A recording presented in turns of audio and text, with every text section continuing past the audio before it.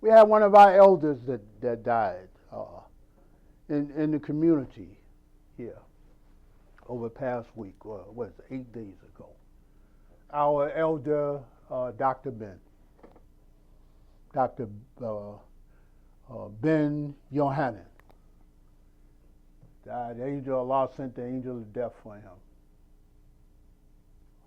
And when I heard that he had finally passed, I couldn't help it. You know, I said to myself, Subhanallah wa bihamdihi, Allah is surely the transformer. Because those of us who knew Dr. Ben and had been listening to Dr. Ben over the decades, nobody used to talk worse about us than Dr. Ben. He had, for all of his brilliance as a historian, he used to talk bad about Islam, man, and bad about Muslims. We were this misguided, we were this, we were that, and, you know, Bilal should have been, and all this kind of stuff. You know what he wrote and what he taught. Then one day, several years ago, we were right up at Riverbank State Park up here for one of the joint Eid al-Adha prayers. Us, Masjid Malcolm Shabazz, Masjid Sabur, I think at that time, the three of us. So we finished the salah, you know, we finished the khutbah, we finished the salah. Somebody comes over to me and says, Imam Talib, Dr. Ben is here. He's over in the back there. He was here for the khutbah and he was here during the salah. I said, Dr. Ben, oh. I know you're not talking about Dr. Ben. I said, yeah, no, he's right over there. So I went over to him. Sure enough, there he was.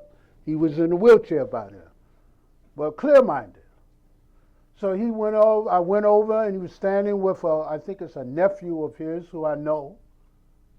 So I went over to him, I greeted him, Assalamu alaikum, Dr. Ben, wa alaikum salam, he says.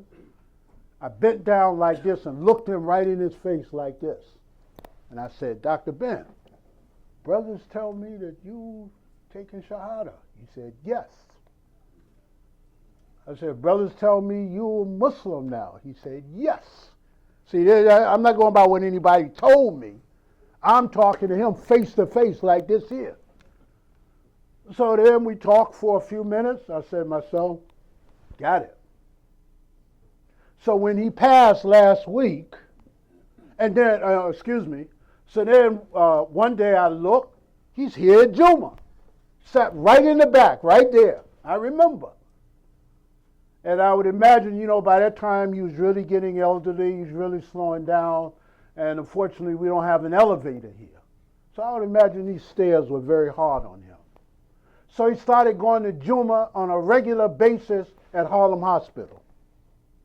Every week, while he still had the health, he's right there praying. You know, Eid time, he lined up just like everybody else, etc. What a transformation.